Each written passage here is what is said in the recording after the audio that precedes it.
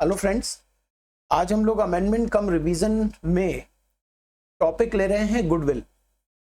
Capital gain chapter में भी और पीजीबीपी में भी जो भी अमेंडमेंट है जो असेसमेंट ईयर 22-23 ऑनवर्ड अप्लीकेबल है वो हम डिस्कस करेंगे।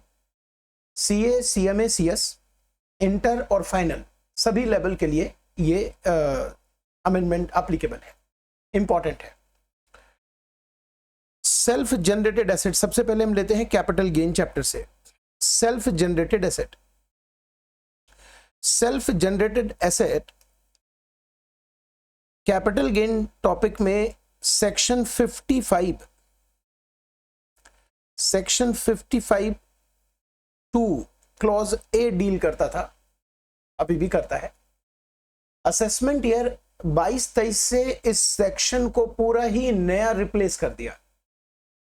यानी अमेंडमेंट में क्या है कि पूरा ये सेक्शन दोबारा से फ्रेश रीड्राफ्ट किया गया और उसमें दो चीज बदल दी गई।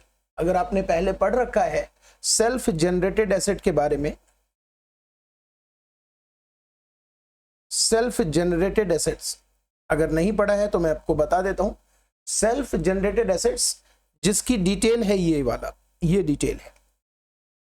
अगर आपने इसे किसी से परचेज किया है, अगर आपने इसे किसी से परचेज किया है तो परचेज कॉस्ट को ही हम कॉस्ट ऑफ एक्विजिशन लेते हैं। और अगर आपने इसे परचेज नहीं किया है, ये खुद ब खुद जनरेट हो गया है, ये आपने इसे परचेज नहीं किया है, ये खुद जनरेट हो गया है, तो इसकी हम कॉस्ट ऑफ एक्विजिशन 0 लेते हैं। ये कैपिटल गेन निकालने में काम आता है। इसका मतलब हुआ कि जब ये वाले सेल्फ जनरेटेड एसेट्स बेचे जाएंगे, जब ये वाले सेल्फ जनरेटेड एसेट बेचे जाएंगे तो कॉस्ट ऑफ एक्विजिशन क्या लिया जाएगा, ये section 55 two clause A deal करता है। और क्या बताता है कि अगर आपने इसे किसी से परचेज किया है, खरीदा है, तो जितना पेमेंट किया आपने वो आपकी कॉस्ट ऑफ एक्विजिशन मान ली जाएगी। और अगर आपने इसे नहीं खरीदा है, अदरवाइज एक्वायर किया है, तो कॉस्ट ऑफ एक्विजिशन 0 ली जाएगी। अब इस सेक्शन में कुछ कमी थी जो कि फाइनेंस एक्ट 2021 से इसको चेंज किया गया। क्या क्या कमी थी हम उसको डील करते हैं। पहली कमी, यहां पर गुडविल ऑफ बिजनेस लिखा होता था, प्रोफेशन नहीं लिखा होता था। तो इसका मतलब हम ये लेते थे कि अगर गुडविल ऑफ प्रोफेशन बेचा गया हो तो कैपिटल गेन नहीं निकाला जाएगा। और ये कोर्ट के जजमेंट से वेरीफाइड भी था। लेकिन अब अमेंडमेंट के बाद अगर गुडविल ऑफ प्रोफेशन बेचा गया आपके एग्जाम में क्वेश्चन में, तो गुडविल ऑफ बिजनेस का जो आप ट्रीटमेंट करते वही गुडविल ऑफ प्रोफेशन का करेंगे। दोनों अब एक बराबर है। तो पहली चीज तो ये अमेंड कर दी गई। आपको अगर आपने पढ़ रखा है तो आप अपने नोट्स में भी इसको वेरीफाई कर सकते हो कि ये चीज चेंज कर दी गई। सेकेंड थिंग, हम सिर्फ ये जानते थे कि अगर इसे खरीदा गया तो कॉस्ट ऑफ एक्विजिशन जितना परचेज प्राइस है वो लिया जाएगा, और अगर नहीं खरीदा गया तो सेल्फ जनरेटेड एसेट की कॉस्ट 0 ली जाएगी। हम ये दो केस जानते थे, लेकिन एक केस मिसिंग था जिसको फाइनेंस एक्ट 21 में चेंज किया। जैसे एग्जांपल समझिए, दो ही केस था कि अगर मैंने इसे परचेज किया है, अगर मैंने इसे परचेज किया, इट इज परचेज्ड, तब तो परचेज कॉस्ट मेरे लिए कॉस्ट ऑफ एक्विजिशन हो जाता था। लेकिन अदरवाइज ऐसा लॉ लिखा था, अदरवाइज मतलब परचेज नहीं किया हो तो अदरवाइज कॉस्ट ऑफ एक्विजिशन 0 ली जाती थी। लेकिन एक केस इसमें कवर नहीं होता था, वो था अगर आपने सेल्फ जनरेटेड एसेट किसी से गिफ्ट के रूप में या ऐसे ट्रांजैक्शन के रूप में एक्वायर किया है जहां पर आपने परचेज प्राइस नहीं दिया, पेमेंट नहीं किया। जैसे पिताजी बिजनेस कर रहे हैं, गुडविल पिताजी के डेथ के बाद या अदरवाइज पिताजी ने बेटे को गुडविल गिफ्ट कर दी, सारे एसेट्स दिए, बिजनेस दिया, तो गुडविल भी दे दिया। अब ऐसी परिस्थिति में, और पिताजी ने इसे परचेज किया था, अगर पिताजी ने इसे परचेज नहीं किया होता तब तो कोई दिक्कत नहीं थी, लेकिन पिताजी ने परचेज किया, उनके डेथ के बाद या रिटायरमेंट के बाद बेटे को ये गुडविल ट्रांसफर कर दी गई विदाउट एनी कॉस्ट, तो ये परचेज में तो नहीं आएगा, अदरवाइज में आ जाएगा। अदरवाइज में कॉस्ट 0 लेनी है, लेकिन पिताजी ने तो इसे परचेज किया था, ये सिचुएशन कवर नहीं था जिसको फाइनेंस एक्ट 21 ने कवर किया, ये वाला केस, ये अमेंडमेंट है। In case falling under sub clause 1 to sub clause 4 of section 49(1). 49(1) आप कनेक्ट कर सकते हो इसे सेक्शन 47 के साथ भी, जहां पर हम कुछ ट्रांजैक्शंस को ट्रांसफर नहीं मानते थे, और 49(1) डील करता है ऐसी परिस्थिति को जहां हम cost of acquisition cost to the previous owner लेते हैं। आपको ध्यान होगा कैपिटल गेन चैप्टर में सेक्शन 47 ट्रांजैक्शन जहां कवर होता है, वहां cost of acquisition cost to the previous owner लिया जाता है सेक्शन 49 सबसेक्शन 1 में। तो 49 सबसेक्शन 1 में जो केसेस कवर्ड हैं, अगर उस केस में ये सेल्फ जनरेटेड एसेट्स, ना सिर्फ गुडविल, कोई भी सेल्फ जनरेटेड एसेट अगर अक्वायर किया गया है जो परचेज में नहीं आता, और साथ ही साथ इसमें कंडीशन ये भी है अक्वायर किया गया है, and where such asset was acquired by previous owner, such asset was acquired by previous owner by purchase। यानी मैंने ये सेल्फ जनरेटेड एसेट किसी से अदरवाइज देन परचेज लिया है, यानी गिफ्ट लिया है, और जिससे मैंने गिफ्ट लिया उन्होंने इसे परचेज किया था। तो ऐसी परिस्थिति में लॉ अमेंडमेंट से पहले मुझे 0 देता था कॉस्ट, लेकिन अमेंडमेंट के बाद अब बन जाएगा cost to the previous owner, यानी purchase cost to the previous owner. ये 2 अमेंडमेंट आपको समझ आ गया, ठीक है। पहला जो गुडविल ऑफ बिजनेस का करेंगे ट्रीटमेंट, वो प्रोफेशन का भी करेंगे। दूसरा ये आपको समझ में आ गया। अब हम आते हैं तीसरे अमेंडमेंट में। ये दूसरा अमेंडमेंट हो गया। इसमें सेकंड पॉइंट जो उन्होंने, अमेंडमेंट नहीं है, ये पूरा सेक्शन ही रिप्लेस है, लेकिन क्या क्या चीज बदला वो मैं आपको समझा रहा हूं। और तीसरे नंबर पे ये बदल गया, ये भी बहुत ही बढ़िया इशू एड्रेस किया फाइनेंस मिनिस्टर ने, कि अगर हम गुडविल परचेज करते हैं, क्या था इसको मैं समझाना चाहता हूं, जरा समझिएगा।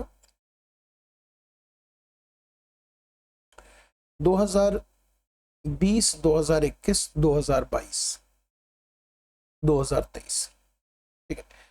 यहां पर फाइनेंस एक्ट 2021 आया, मानते हैं आप? ये अप्रैल है ना, ये अप्रैल है, तो ये अप्रैल है, तो यहां पर फाइनेंस एक्ट 2021 आया। अग्री? फाइनेंस एक्ट 2021 में बताया गया कि गुडविल के ऊपर कोई डेप्रिसिएशन आपको नहीं मिलेगा, चाहे आपने परचेज किया हो। गुडविल के ऊपर, गुडविल को जनरली लोग इंटेंजिबल एसेट में ले जाते थे, ब्लॉक ऑफ एसेट में ले जाते थे। अब मैं पीजीबीपी में इन कर गया, कैपिटल गेन पीजीबीपी मर्ज करके पढ़ा रहा हूं। गुडविल को जनरली लोग सेल्फ अगर परचेज किया हो तो उसे इंटेंजिबल एसेट मानकर ब्लॉक ऑफ एसेट में ले जाते थे और उस पर 25% डेप्रिसिएशन क्लेम करते थे। इसके ऊपर लॉ में कुछ क्लैरिटी नहीं थी, लेकिन कोर्ट के जजमेंट के वजह से हम ऐसा कर पाते थे। 2021 के बजट ने कहा कि बात क्लियर कर दें आपको, गुडविल आपने खरीदा हो या जैसे मर्जी अक्वायर किया हो, उस पर डेप्रिसिएशन नहीं देंगे।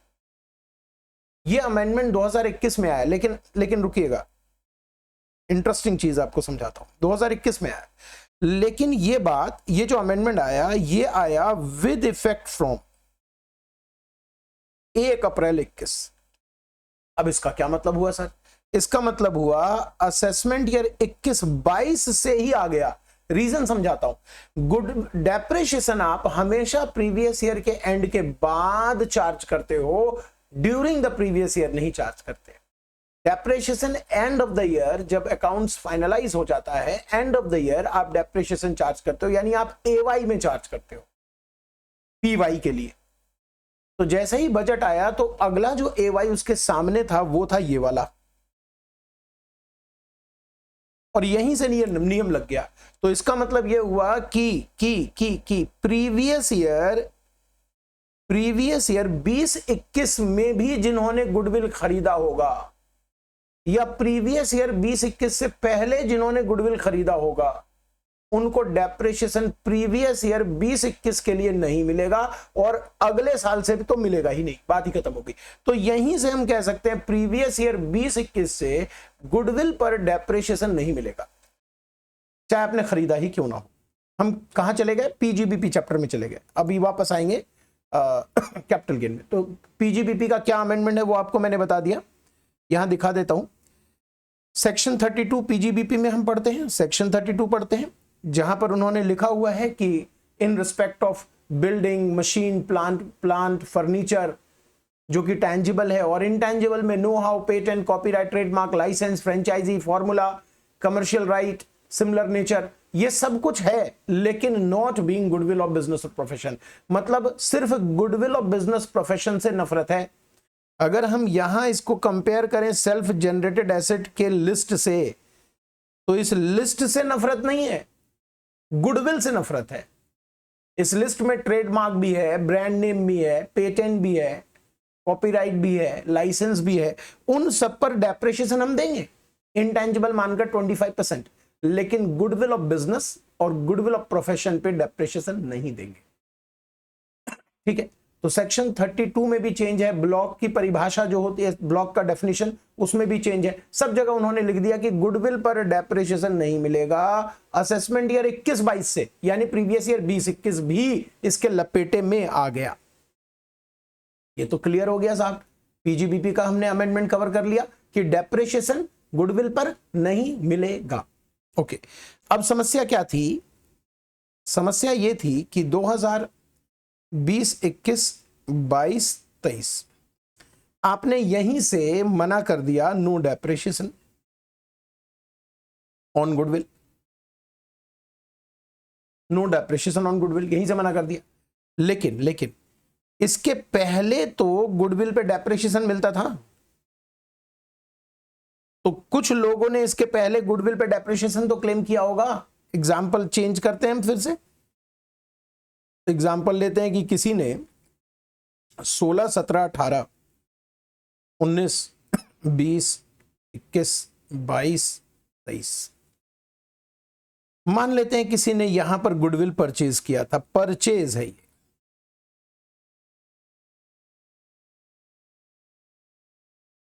मान लेते हैं किसी ने यहां पर गुडविल परचेज किया था। तो गुडविल परचेज किया था कितने में भाई साहब? 6 लाख रुपए में। 1 लाख ले लेते हैं, ज्यादा अच्छा रहेगा, 10 लाख ले लेते हैं और अच्छा रहेगा 10 लाख रुपए में। चलिए ठीक है साहब, कैलकुलेटर है ही वैसे, कुछ भी ले लें। 10 लाख रुपए में गुडविल परचेज किया था, तो क्या सुप्रीम कोर्ट के जजमेंट के मुताबिक यहां पर वो डेप्रिसिएशन लिया होगा उन्होंने इस प्रीवियस ईयर में? जी हां, 2.5 लाख का डेप्रिसिएशन लिया होगा। अगले साल 7.5 लाख का 25%, 1.875 का डेप्रिसिएशन लिया होगा। लेकिन 20-21 से यहां से नो डेप्रिसिएशन, नो डेप्रिसिएशन, इसके बाद तो नो डेप्रिसिएशन। ठीक है, नो डेप्रिसिएशन। जब तक डेप्रिसिएशन गुडविल पर था, अगर ऐसे गुडविल को बेचा जाता था तो परेशानी नहीं थी। क्यों? क्योंकि ब्लॉक ऑफ एसेट का कोई एसेट बिका। तो भाई साहब, अगर ब्लॉक ऑफ एसेट का अगर कोई एसेट बेचा जाता है तो क्या ट्रीटमेंट आप करते हो? आप एक बार सोच के बताओ, क्या ट्रीटमेंट करते हो? किसी भी ब्लॉक के एसेट को बेचोगे तो ब्लॉक में उसकी वैल्यू रिड्यूस कर दोगे, may be short term capital gain section 50 clause 152 में आ जाए, ना भी आए, पॉसिबल है। 50 सबसेक्शन 1 सबसेक्शन 2 अप्लाई हो सकता है, ना अप्लाई हो। तो ये तो ब्लॉक ऑफ एसेट में जो आपने सारे फंडे पढ़े हैं उसको कवर करता है। फिर से रिपीट कर रहा हूं मैं, गुडविल जब तक ब्लॉक का पार्ट था और जब तक उस पर डेप्रिसिएशन निकाला जाता था, मेरा कहना है इस वर्ष से पहले, इस टाइमलाइन से पहले, इसके पहले इस एरिया में गुडविल पर डेप्रिसिएशन निकाला जाता था। तो अगर इस एरिया में गुडविल जब बेचा जाता था, ऐसा गुडविल जिसको आपने ब्लॉक में शामिल किया है, आपने इसे परचेज किया है, आपने इसे डेप्रिशिएबल एसेट माना है, आपने उस पर डेप्रिसिएशन क्लेम किया है, ऐसे गुडविल को इस एरिया में जब बेचा जाता था तो ब्लॉक ऑफ एसेट्स के कानून लगाकर उसका ट्रीटमेंट होता था। ब्लॉक में से उसकी वैल्यू घटा देते थे और मे बी कैपिटल गेन आए, मे बी ना आए, वो तो आपने पढ़ा हुआ है। लेकिन अब इस समय से सरकार ने सख्त नियम बना दिया कि पहली बात कि गुडविल पर डेप्रिसिएशन नहीं मिलेगा, और दूसरी बात, जितने भी गुडविल आपके ब्लॉक में ऐड हैं, ब्लॉक ऑफ एसेट में ऐड हैं, इसी दिन से उसको वहां से रफा दफा कीजिए। यानी अगर किसी व्यक्ति ने कभी, जैसे यहां पर मान लीजिए ये गुडविल हमने खरीदा है 10 लाख का, तो इंटेंजिबल एसेट के ब्लॉक में जोड़ दिया होगा। हो सकता है मेरे पास पेटेंट, कॉपीराइट, ट्रेडमार्क भी हो, तो इंटेंजिबल एसेट का ब्लॉक हो, उसमें मैंने ये 10 लाख की गुडविल जोड़ दी होगी और उस पर डेप्रिसिएशन लिया होगा। भाई डेप्रिसिएशन तो पूरे ब्लॉक पर ही लिया होगा। तो सरकार का कहना है कि अब यहां से हम गुडविल पे तो डेप्रिसिएशन दे नहीं रहे, इसलिए उस ब्लॉक को जिसमें गुडविल है, इस दिन गुडविल की WDV सेपरेटली निकाल के उससे उस ब्लॉक की वैल्यू को हटा दो। यानी आप यहां से गुडविल को ब्लॉक से सेपरेट कर रहे हो। इसका मतलब मान लिया जाए कि अगर यहां पर इनटेंजिबल एसेट का ब्लॉक है और उसकी कुछ वैल्यू थी, मान लिया जाए वैल्यू XYZ, कुछ भी वैल्यू थी, 12 लाख, 15 लाख, 40 लाख, 1 करोड़, तो यहां पर इसकी जो भी वैल्यू रही होगी, मान लेते हैं ABC वैल्यू है, इस वैल्यू को WDV ऑफ गुडविल से माइनस कर देना है, ताकि गुडविल को सेपरेट कर दिया। और WDV गुडविल की कितनी आएगी? 5,62,500। आप समझ सकते हो कैसे? 10 लाख का गुडविल यहां मैंने खरीदा, यहां पर मैंने 10 लाख की गुडविल परचेज की है। इस साल का डेप्रिसिएशन, इस साल का डेप्रिसिएशन। अब सरकार कहती है कि यहां पर आप इसको जो जिस भी ब्लॉक में ये जुड़ा था उस ब्लॉक में से ये चीज हटा दो, इतना हटा दो। अब ये बेचारा अलग थलग हो गया।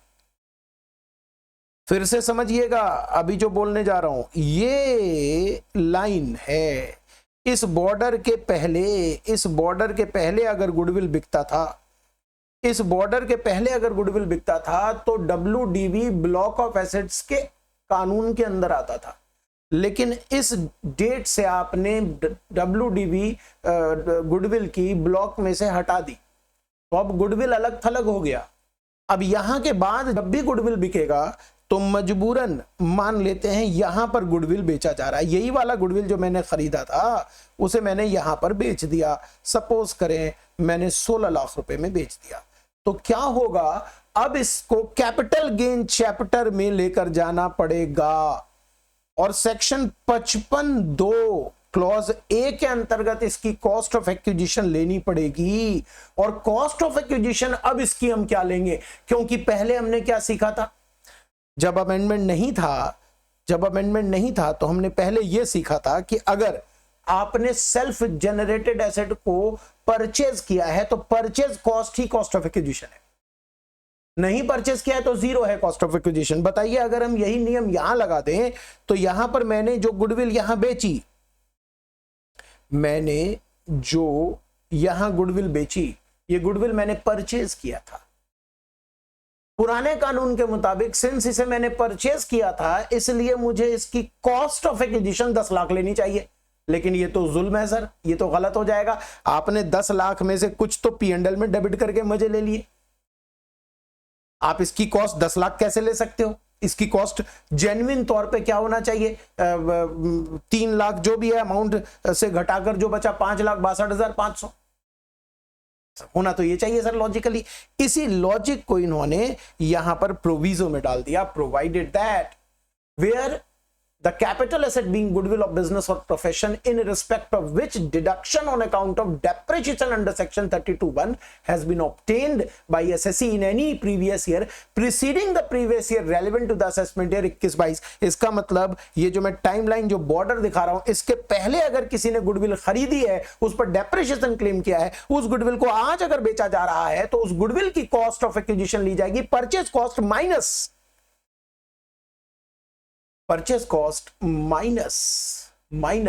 Depreciation obtain bye SSE। तो क्या कॉस्ट ली जाएगी? WDV, यानी ये वाला अमाउंट ही कॉस्ट लिया जाएगा। ये अमेंडमेंट था कैपिटल गेन चैप्टर में। उम्मीद है आपको समझ आया होगा। एक बार नहीं तो दोबारा इसे सुनिए, सुनने से तो समझ आएगा, ये बात तो पक्की है। और PGBP का भी हम थोड़ा सा हिस्सा हमने कवर किया, ठीक है। तो फिर मिलते हैं नेक्स्ट वीडियो में, देखते हैं और क्या अमेंडमेंट कवर कर सकता हूं। अमेंडमेंट कम रिवीजन क्लास में। पढ़ते रहिए, स्वस्थ रहिए।